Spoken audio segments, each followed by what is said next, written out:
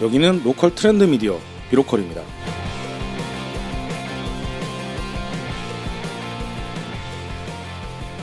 안녕하세요. 비로컬 윤주식 편집장입니다. 안녕하세요. 비로컬 에디터 이기자입니다. 안녕하세요. 김기자입니다. 네, 오늘도 지난달과 마찬가지로 저희 비로컬 편집부가 함께 모였습니다. 저희가 지난 1월부터 2월까지 로컬 맥주 특집으로 이렇게 꾸며가고 있는데요. 1월에는 크래프트 비어 씬에 있는 크래프트 정신을 저희 로컬 크리에이터들과 어떤 연관성이 있는지, 어떻게 볼 수 있는지를 찾아보는 그런 탐방을 하고 왔고요. 이번 2월은 로컬의 문화로 어떻게 정착되고 있는지를 저희가 찾아가고 있는데요. 지난 1월달 취재했던 내용들, 계속 취재해가고 있는 내용들 팟캐스트를 통해서 여러분들과 공유하려고 합니다. 저희가 첫 번째로 갔던 브루어리가 속초와 강릉에 있는 버드나무 브루어리와 크래프트 루트였는데요. 거기 다녀온 얘기부터 저희 에디터들과 함께 나눠보고자 합니다.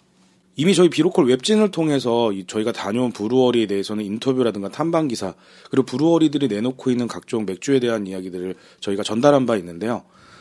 웹진에 있는 사진과 글만으로 전달되지 못하는 요소들이 있는 것 같습니다. 그래서 직접 취재를 다녀온 기자들의 얘기들이 되게 재밌게 들릴 것 같거든요. 크래프트 비어의 세계가 굉장히 심오하구나라는 걸 느끼고 왔습니다. 그럴 수밖에 없죠. 저희가 지난 방송에도 얘기했지만 이 맥주라는 거는 거의 1만 년까지 소급되어지는 인류 문화의 유산이기 때문에 맥주에 대한 이야기들은 파도 끝이 없는 것 같아요. 그래서 오늘은 브루어리 갔던 곳들에서 만든 맥주 종류들을 좀 보면서 어떤 종류가 주로 생산되고 있는지, 또 아마 저처럼 독자분들도 이 종류를 들어보면 이런 맥주가 있었어? 라고 생각할 것 같아서 그 이야기를 한번 나눠볼까 해요. 저희가 몇 안 되는 브루어리를 찾아가 봤음에도 불구하고 이미 시중에서 판매되는 맥주보다 더 많은 맥주를 소개받은 것 같아요. 다 맞습니다. 마셔볼 수도 없었고요. 굉장히 신기한 체험이나 경험이기도 했는데요. 이런 게 요즘 로컬을 찾는 수많은 분들이 로컬 브루어리를 찾는 요소구나 이런 생각을 하기는 했습니다. 근데 저희가 강릉과 속초에 있는 두 개의 브루어리를 방문을 했을 때 두 군데만 갔는데도 불구하고 로컬 브루어리나 크래프트 비어에 대한 모든 것을 알게 됐다라는 생각이 들 정도로 그런 임팩트를 받기도 했는데요. 저희가 처음 방문했던 브루어리는 강릉의 대표적인 로컬 크리에이터이자 강릉의 대표 브루어리인 버드나무 브루어리를 저희가 찾아가게 됐거든요. 버드나무 브루어리 같은 경우에는 일단 대표 제품이 4가지 라인을 소개해 주셨었는데 이름이 굉장히 특이했던 걸로 기억해요. 그 미노리 세션이라는 맥주 같은 경우에는 그 강릉시 사천면에 있는 미노리라는 마을 이름을 따온 거였고, 또 그 미노리에서 수확한 쌀을 40% 이상 사용해서 만든 맥주였는데요. 저는 처음에 세션이라는 말이 어떤 술의 종류가 아니라 그냥 이것도 이름의 일부라고만 생각했어요. 근데 저도 세션이라고는 그 음악 하시는 분들 얘기밖에 들어본 적이 없어서. 네. 근데 좀 찾아보니까 그 세션이라는 게 뭐 술의 종류라고까지 하긴 좀 어려운데 약하게 만들어서 좀 편하게 마실 수 있도록 만든 술을 세션이라고 이야기하더라고요.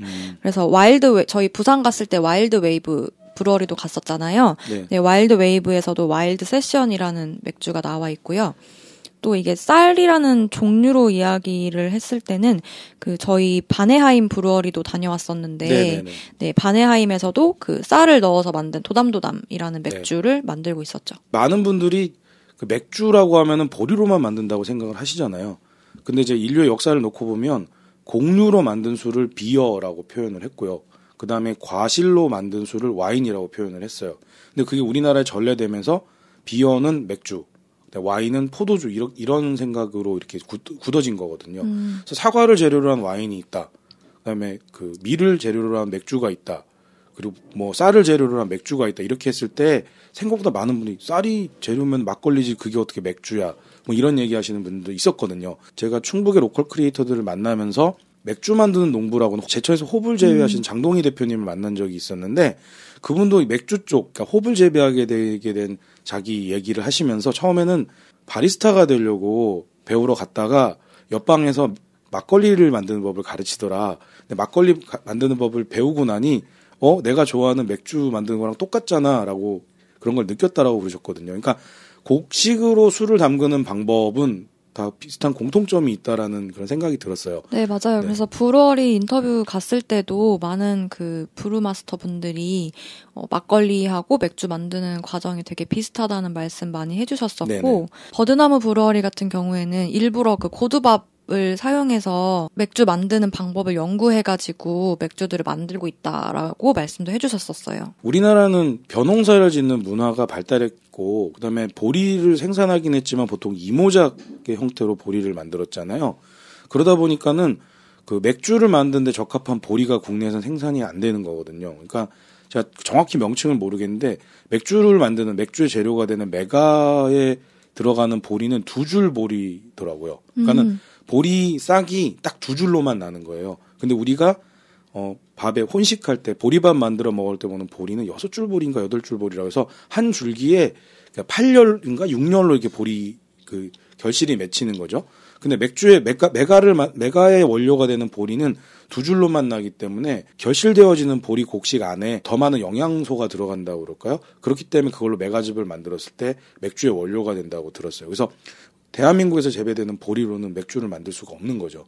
바꿔 말하면은 그러면은 우리 농산어촌, 그러니까 우리 땅에서 나는 재료로 맥주를 만들어내면 좋은 게 뭐가 있을까?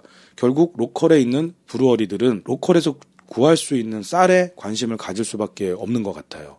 이렇게 되면 보리를 아예 종을 다른 걸 새로 심어야 되는 건가요? 네. 오로지 맥주 생산을 위한 목적으로? 근데 문제는 채산성을 맞추기가 어려운 거예요. 농업이 되게 힘든 산업인 게 어떤 특정 작물을 재배하고자 하면은 기후나 토양하고도 맞아야 되는데 토양도 금방 적응되는 게 아니거든요. 그러니까 그 작물이 생산될 때까지 작물과 토양이 서로 적응을 해야 되고 소위 그 토양 안에 필요한 그 영양소들이라든가 뭐랄까요, 효모와 같은 그런 미생물들이 있어줘야 되는 거거든요.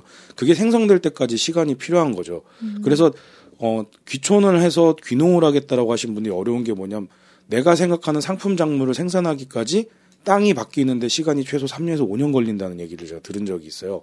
그러니까 그 전에 많은 농부들이 농사짓지 않았던 작물을 도입을 해서 하려고 하게 되면 시행착오가 굉장히 길어지는 거죠. 제가 만나고 왔던 장동희 대표님 같은 경우 그분도 귀농귀촌을 하신 분인데 자기가 호흡이 그래도 좀 수월한 작물이긴 하지만 호흡을 생산하기까지 굉장히 오랜 시행착오가 노력을 기울여야 됐다. 그런데 그렇게 만들어 놓은 호흡 농장이 지난번 그 집중호우와 태풍에 다 날아가 버렸다. 이런 말씀을 하셨거든요. 그러니까 어떤 면에서는 국내에서 맥주 생산에 적합한 보리를 재배한다는 건 굉장히 어려운 일이기도 합니다. 근데 이게 이제 나중에 저희가 또 시간이 지나면 또 나눌 주제가 될 수도 있겠지만은 이런 점 때문에 로컬 브루어리들이 다 외국에서 가져온 재료를 가지고 맥주를 담그다 보니까 지역 특산주로서 인정을 받지 못하고 그러다 보니까 맥주 유통에 굉장히 어려움을 가져오는 요소이기도 한 거죠. 근데 어쩌다 보니까 저희가 쌀로 만든 맥주 얘기하다 보니까 이야기가 좀 이렇게 흘러오긴 했잖아요. 근데 그럼에도 브루어리들이 최대한 로컬의 색을 담기 위해서 노력하는 모습들을 볼 수가 있었어요. 네, 미노리 세션 얘기를 하다가 이제 그 쌀로 만든 맥주 얘기까지 이렇게 나오게 됐는데요. 네, 맞습니다. 사실 근데 버드나무 브루어리는 다른 맥주들도 좀 특이하다 생각을 했던 게 그 대표 4가지 라인 중에 하나가 즈무블랑이라고 있는데 그거는 재료가 국화하고 산초가 들어가요. 근데 사실 저는 맥주에 국화하고 산초라는 재료가 들어간다는 게 좀 특이하게 느껴지긴 했었거든요. 혹시 산초가 맥주에 좀 흔히 쓰이는 종류인가요? 재료인가요? 산초가 흔히 쓰인다기보다는 고수가 이제 맥주에 종종 들어가는 경우는 있어요. 사실 즈무블랑의 블랑은 저희가 편의점에서 만날 수 있는 그 블랑 1664 있잖아요. 맞아요. 그 향긋한 맥주로 한동안 여성들에게 핫한 반응을 맞습니다. 이끌었던 그 맥주 블랑을 얘기를 하는 것 같은데요. 사실 종류로 따지면 벨기에식 맥주 중에 위트비어라는 비어가 있어요. 근데 그 비어가 오렌지 껍질이랑 고수가 들어가는 이제 그런 맥주거든요. 밀로 만드는 맥주고 이게 사실 1957년에 벨기에에서 맥이 끊겼다가 양조장을 인수한 사람이 그 레시피를 고민을 하고 기억을 해내려고 막 애를 쓴 거예요. 이제 그 전에 어떤 게 들어갔지. 근데 핵심 재료 중에 이제 오렌지 껍질이랑 고수가 들어간다는 걸 기억을 해서 이제 그 맥주를 되살렸다고 했거든요. 근데 저도 이거를 이제 하면서 취재를 하면서 공부를 하다 보니까 알게 된 사실이었어요.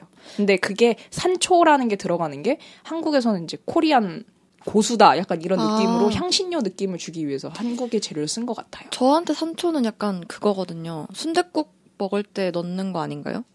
순댓국도 그렇고 그 추어탕 같은 데 맞네요. 보면 이제 그런 게 들어가잖아요. 강한 향신료를 나타내는 건데 사실 외국에서 강한 향신료로 좀 흔하게 많이 쓰는 게 고수거든요. 그래서 고수도 고수 씨, 코리앤더 시드라는 게 이렇게 보면은 맥주병에 적혀 있을 거예요. 그래서 근데 그게 또 고수랑 코리앤더 시드랑 향이 좀 다르긴 한데 어쨌든 그런 결로 이제 그 산초를 사용했다고 저는 이해를 하면 될 것 같습니다.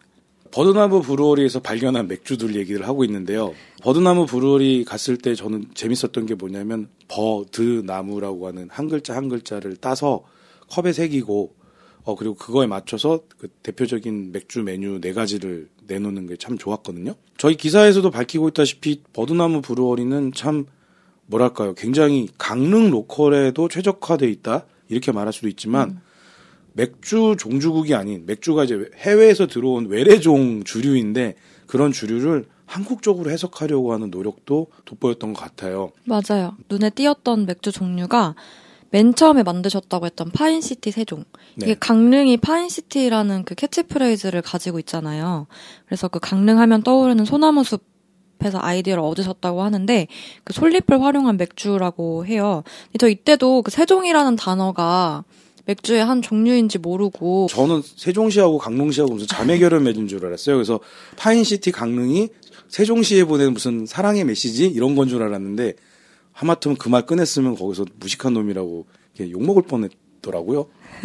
사실 세종도 벨기에 맥주 중에 하나거든요. 이게 그 당시에 농사를 짓던 사람들이 농번기에는 맥주를 만들어 먹을 수가 없잖아요. 그래서 농한기에 농번기를 대비해서 봄과 겨울과 봄에 맥주를 이제 만든 거예요. 그래서 오렌지 껍질, 고수, 생강 이런 향이 들어가는 맥주라고 하고 그리고 신선하게 여름에 가볍게 먹을 수 있는 에일이라고 합니다.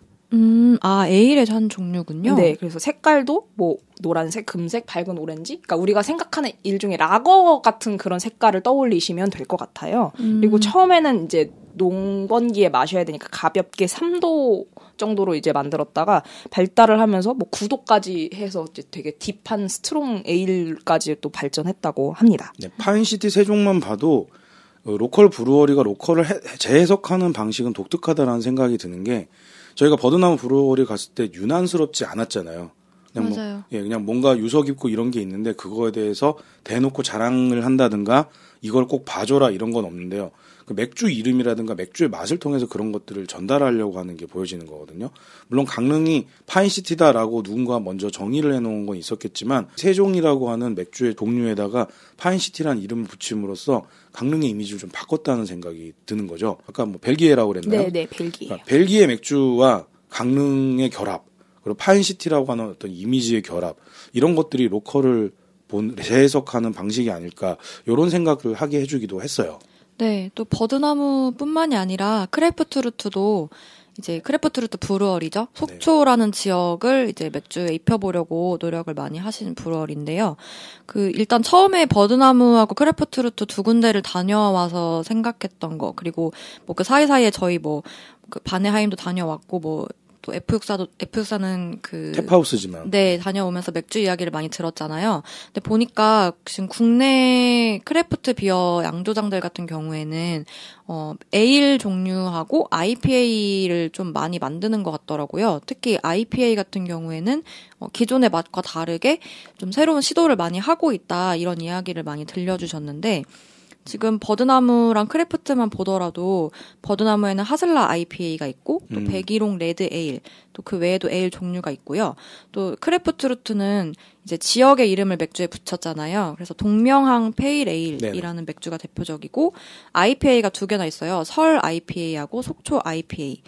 그리고 영랑호 이름을 붙인 벨지안 화이트 에일. 이런 식으로 IPA랑 에일 종류를 되게 많이 만들더라고요. 근데 또 그 IPA가 에일의 한 종류라면서요?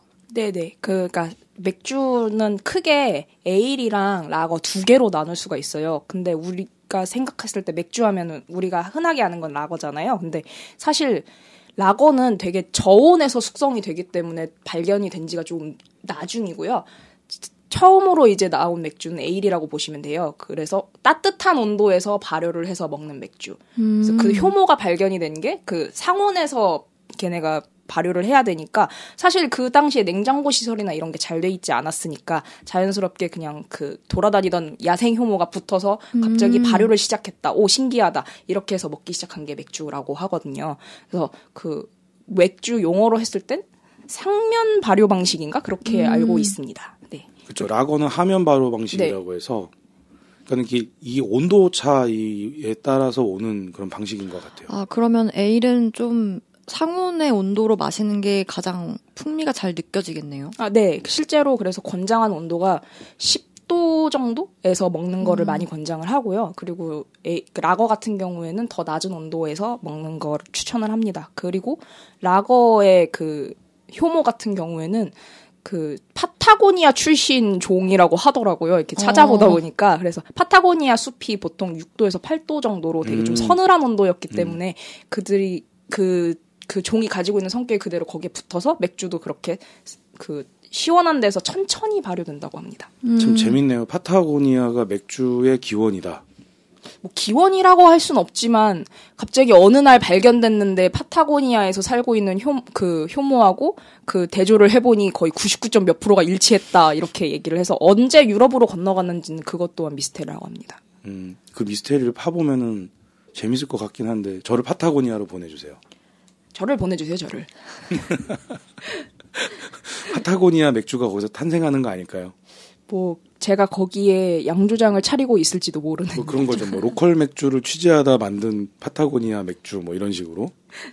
그래서 언제 건너갔는지는 모르겠지만 이제 14세기에 독일에서 이제 발견이 돼가지고 거기에서 그 독일 미넨라거 쪽으로 이제 발전을 시작을 해서 뭐 우리가 알고 있는 이게 무슨 라거인가 싶은 그런 종류들 중에서도 라거인 경우가 꽤 많더라고요. 특히 흑맥주 같은 경우에도 라거와 에일로 나뉜다는 게 좀 신기했거든요. 근데 그게 왜 그런가 봤더니 발효종을 봤을 때 크게 두 가지로 나뉘기 때문이다라고 합니다. 근데 그럼 에일 같은 경우에는 사실 지금 브루어리들이 제일 많이 만드는 게 페일 에일인 것 같고요. 네.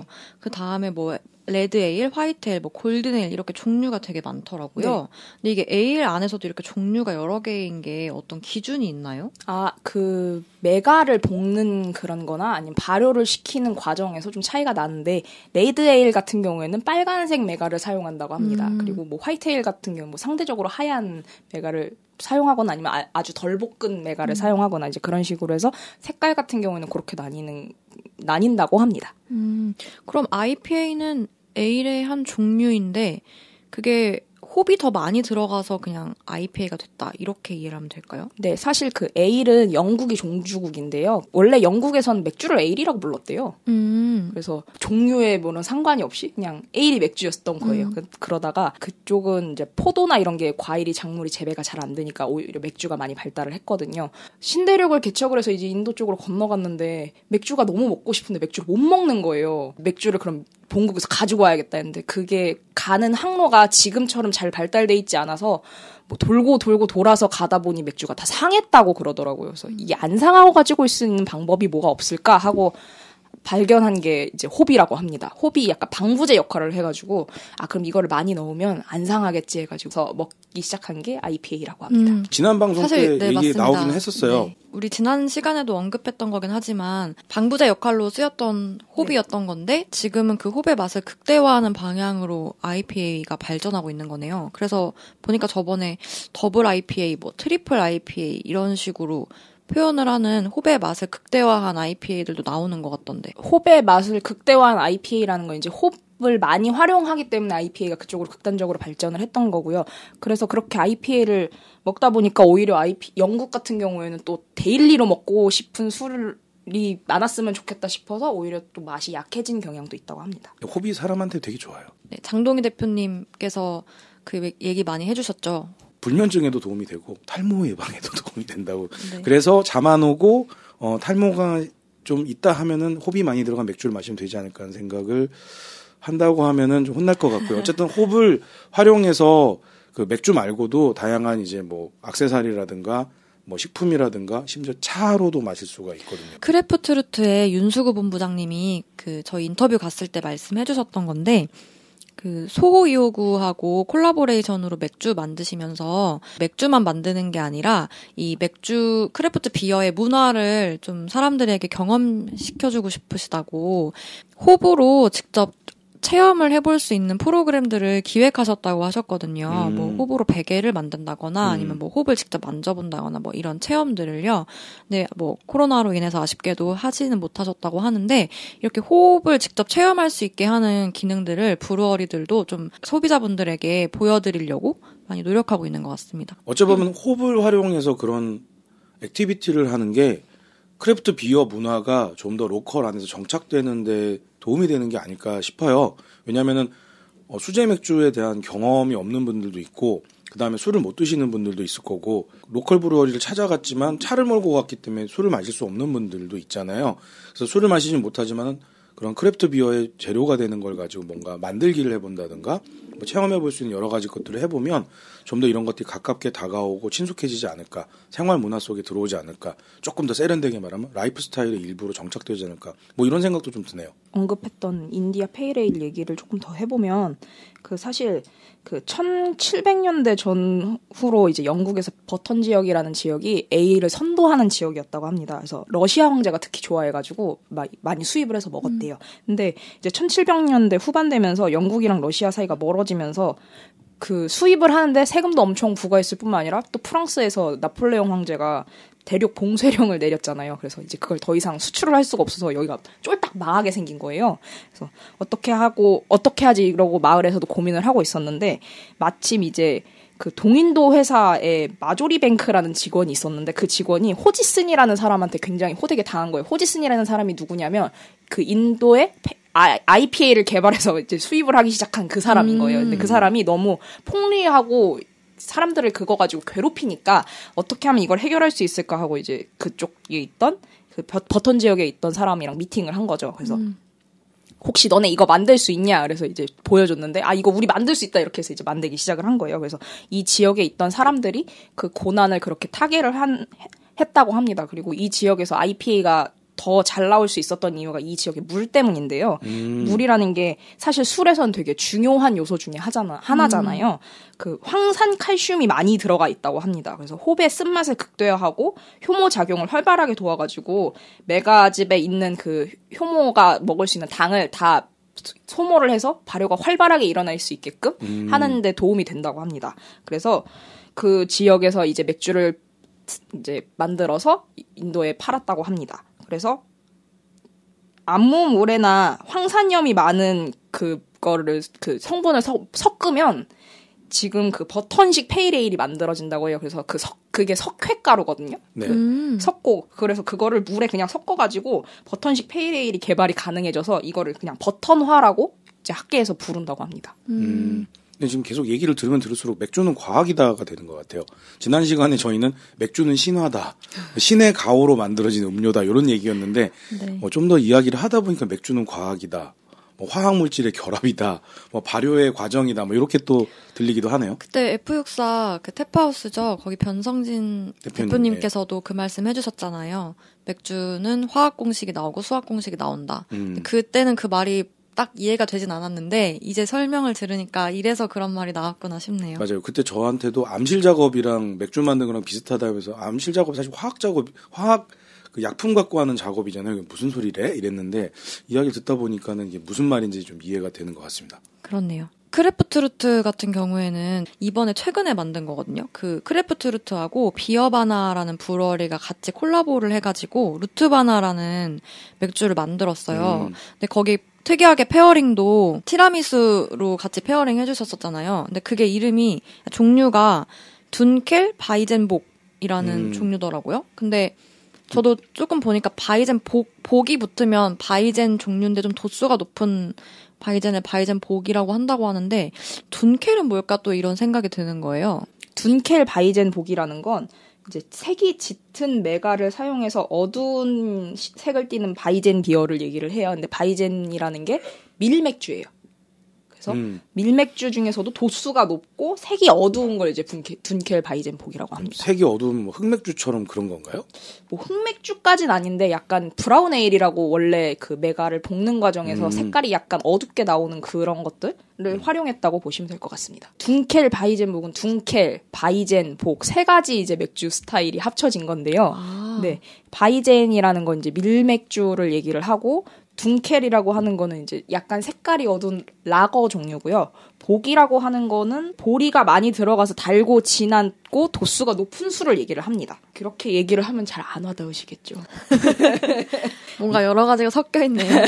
사실 복이라는 스타일은 수도원에서 이제 넘어온 스타일이고 그 바이젠이라고 하는 건 이제 독일에서 만들어 먹던 밀맥주를 얘기를 하는 거고 그리고 그 둔켈이라고 하는 거 아까 말씀드렸다시피 색이 좀 어두운 라거를 얘기를 해요. 그래서 하나씩 좀 설명을 드리면 바이젠 같은 경우에는 상면 발효로 하는 이제 맥주고, 그러니까 에일을 좀 거죠. 네. 그래서 에일하고 비슷한 게 아니라 발효 방식은 완전 에일인 거예요. 그리고 밀 메가를 사용해서 전체 메가 중에 50%가 이제 밀 메가를 사용한다. 이제 그러면 바이젠 비어가 됩니다. 근데 바이젠 비어도 사실 좀 재미있는 이야기가 있는데 그 바이에른 지방에서 1516년에 맥주 순수령이라는 그게 내려졌어요. 그래서 맥주는 물, 보리, 홉 3개 이외에는 아무것도 넣지 말아야 된다라는 이제 이야기가 나온 거예요. 그래서 맥주가 종교가 됐네요. 네, 왜 그러냐면 이제 밀맥주를 만들어 먹었는데 밀이라는 게 당시에 되게 중요한 식량이잖아요. 그런데다가 그 당시에 야생 허브를 활용하는 게 홉 그런 건데 그거를 이제 독기 있는 풀을 대신해서 사용을 하면서 이제 불법으로 그런 게 만들어진 데다가 자국에 있는 맥주 산업을 보호하겠다고 해서 이제 밀맥주를 금지를 시킨 거예요. 근데 당시에 바텔스바우 공작이라는 공작이 있었는데 그 사람이 밀맥주가 너무 먹고 싶은 거예요. 그래서 밀맥주 양조 허가를 내줍니다. 자기가 먹고 싶어서. 네, 그러면서 이제 밀맥주 산업이 아맘니의 명맥을 이어가게 되는데요. 근데 미넨라거가 유행하고 나서는 아까 이렇게 말씀드렸잖아요. 독일에서 미넨 쪽의 라거 종이 발견되면서 미넨라거가 발달했다고 말씀드렸는데 미넨라거가 유행하고 나서 밀맥주가 소멸 위기에 처한 거예요. 그러니까 왜 우리도 한참 뭐 확 유행하고 나면 그쵸, 그게 네. 다른 게 또 사그라들잖아요. 그거랑 비슷하게 됐는데 게오르그 슈나이더라는 사람이 그 밀맥주 공장을 헐값에 인수를 하면서 밀맥주를 계속 연구를 하기 시작하더니 이제 2차 대전 이후에 그 독일에서 지원을 받으면서 산업이 확 커졌다고 합니다. 재밌죠? 그게 바이젠이에요? 네. 오. 바이젠 산업이 이제 활발하게 커진 거는 이제 실질적으로 2차 산업 이후라고 지금의 맥주는 그렇게 보시면 돼요. 2차 대전 이후? 네, 2차 대전 이후고요. 그리고 바이젠은 화학물질을 대량 생산할 수 있는 에일 효모를 사용하고 특히 특이한 게 정향이나 바나나 물질을 생산하는 효모를 사용한대요. 그래서 왜 맥주나 술 같은 거 얘기하면 가끔 스파이시한 향이라고 얘기하잖아요. 그런 그게 향신료를 보통 얘기를 하거든요. 근데 그 중에 하나가 정향이랑 비슷한 향을 내는 거랑 그리고 바나나 물질을 생산을 해서 왜 밀맥주 먹으면 보통 바나나 향이 그쵸. 난다고 얘기를 네네. 많이 하잖아요. 그게 이제 그래서 그렇다고 합니다. 네, 재밌는 거는 이 맥주 순수령 16세기의 맥주 순수령 얘기를 해줬잖아요. 네. 이 맥주 순수령은요 기원 전에도 있었어요. 함무라비 법전에 이 맥주 순수령이 나와요. 그렇게까지요? 네. 그러니까 이 맥주가 진짜 굉장히 역사적으로 오래된 술이 맞는 게요. 함무라비 법전에 법전 108조에 이렇게 나온대요. 맥주를 파는 아낙네가 값을 곡물로 받지 않고 은을 달라고 요구한다거나 좋지 않은 재료를 써서 맥주의 품질을 떨어뜨리면 그러니까 좋지 않은 재료를 써서 맥주의 품질을 떨어뜨리면 그 다음 처벌이 엄청 엄격해요. 여인을 붙들어 처벌을 내린다. 경우에 따라서는 물속에 빠뜨릴 수 있다. 저런. 사형시킨다는 거예요. 어머나. 맥주의 그 순도가 떨어지면 사형이다. 이 당시에 맥주는 여성들이 만들었잖아요. 여성 신관이 만들었잖아요. 그쵸. 네, 그러니까 그리고 깨끗하지 않은 물 대신 음료수로 맥주를 마셨기 때문에 이 맥주 순수령은 이 당시에는 단순히 술 맛을 좋게 한다가 아니라 사람들의 생명과도 관련이 있어서 이렇게 엄격한 법으로 한 것이 아니냐. 그래서 폭리를 취하지 못하게 하고 맥주의 재료를 다른 걸 써서 순도를 떨어뜨리지 못하게 하는 그런 순수령이 이미 함무라비 법전에도 나와 있습니다. 엄청 오래됐네요, 진짜. 네. 그러니까 이게 맥주가 인류의 역사와 함께 해왔기 때문에 좀 이렇게 복잡한 얘기들이 계속 나오는 것 같아요. 뭐 지난 시간에 제가 나폴레옹 때문에 라거 맥주가 미국으로 건너갔네 이렇게 얘기를 한 것처럼 참 역사 속에서 일어난 여러 가지 사건들하고도 참 결부되는 게 많네요. 복이라고 하는 건 아인백 지방에서 나오는 맥주에서 아인백 주세요, 아인백 주세요 하다가 복 주세요 이렇게 바뀌었다 그러더라고요. 갑자기 그게 무슨 어느 동네고 그게 발음이 어떻게 아인백에서 복이 나와요? 저도 어원에 대해서는 정확히 모르는데요. 이제 아인백 지방에서 만들어서 먹던 맥주가 아인백 맥주였는데 그게 이제 앞에 아인이라는 말이 떨어져 나가고 이제 발음이 정리가 되면서 복이라고 바뀌었다고 합니다. 근데 이 맥주는 14세기경 이제 만들어서 먹던 맥주라고 합니다. 근데 아인백 지방은 홍 농장 한 가운데 있었던 그런 마을이래요. 그래서 이때 여기서 만들어서 먹던 맥주를 1500년대에 바이에른 왕국에 수출을 했다고 합니다. 아인백 지방하고 바이에른 왕국하고는 당시엔 다른 국가였다고 해요. 근데 비렐름 왕이 맥주를 너무 사랑해서 1612년에 양조사를 데려오게 됩니다. 이 맥주가 너무 먹고 싶은데 그 수입해서 먹는 거로는 한계가 있고 저희 성에 안 찬다 이래서 이제 양조사를 데려오게 되는데 아인백 지방의 맥주하고 둔켈 레시피를 합쳐서 이제 복을 만듭니다. 근데 당시에 아인백 지방에서 맥주가 약간 쇠퇴하고 있었던 시기라고 해요. 그러니까 비렐름이라는 왕이 시기를 잘 타고 양조사를 잘 데려왔다고 볼 수도 있겠죠. 근데 이 복도 종류가 여러 개로 나뉘는데 마이복이라고 더 밝은색 맥주, 뭐 헬레스 복이라고도 부른다고 하는데 그리고 또 도펠복이라고 이런 맥주는 아마 수제 맥주 좋아하시는 분들은 들어보셨을 수도 있을 것 같아요. 근데 이 맥주는 파울라노 수도원에서 처음 개발했다고 합니다. 그게 지금도 맥주 회사 이름으로 남아있잖아요. 파울라노. 네네. 파울라노는 맛있죠. 네. 근데 지금 아인백 지방하고 바이에른 얘기가 나왔잖아요. 바이에른은 남부 독일의 대표적인 주예요. 지금은 주의 형태로 남아있어요. 독일은 연방국가니까. 근데 여기는 예전부터 독립적 성향이 굉장히 강했던 지역이거든요. 옛날 독일 문학 소설 같은 거 읽어보면 남독의 수도 민헨 이런 표현이 나와요. 그러니까 그러니까 원래는 주도라고 불러야 되는데 우리나라가 옛날에 중역이라서 일본어로 번역됐다 이렇게 나오다 보니까 연방제 전통이 강한 독일, 영국, 일본도 일종의 연방제니까 거기도 지방 현 단위로 해서 이런 것들이 발달돼 있잖아요. 그래서 그런 정서로 놓고 보면은 좀 이해되는 부분이 있는 거죠. 옛날에는 봉건 연주들 중심으로 어떤 일종의 국가 같은 그런 개념들이 있었으니까. 그래서 남부 독일, 바이에른 같은 경우에는 굉장히 독립성이 강해서 진짜 독일에서도 독립하려고 그랬다고 하는데 재밌는 건 뭐냐 아까 민헨 얘기 나왔잖아요. 민헨 라거 이런 얘기 나왔잖아요. 민헨이 위치가 어디에 있냐면 오스트리아하고 체코하고 스위스 사이에 있거든요. 그러니까 민헨에서 발전된 라거, 체코도 맥주 맛있는 나라로 유명하잖아요. 네네. 그러니까 어떤 맥주 수도라고 볼 수도 있으려나요? 민헨을 그렇게 얘기해봐도 될 것 같아요. 되게 재밌는 얘기네요. 그러니까 복이라고 하는 맥주의 등장도 그것과 좀 관련이 있다라는 생각이 듭니다. 네. 그리고 아까 이어서 말씀드리면 파울라노 수도원 같은 경우에는 사실 이 당시에는 수도승들이 46일 동안 금식을 하는 그런 행사가 있었대요. 근데 그러니까 이렇게 씹는 음식물은 먹으면 절대 안 되는 거죠. 그래서 이거를 배부르게 먹기 위해서 뭔가를 고민을 하다 보니까 액체로 배를 채운다? 이런 이제 개념에서 이 맥주를 만들었다고 해요. 근데 이게 먹다 보니까 수도승들이 약간 양심의 가책을 느꼈는지 이거를 교황에게 이거 마셔도 되는 거냐라고 허락을 구하기 위해서 맥주를 보냈는데 맥주를 보내는 과정이 당시에는 유통이 잘 발달돼 있지 않으니까 뭐 몇 시간 만에 가고 이런 게 아니잖아요. 그래서 다 상해버린 거예요. 그래서 교황이 이렇게 다 상한 거를 먹고도 수행을 할 수 있을 정도면 됐다 이렇게 해서 이제 먹게 되었다고 합니다.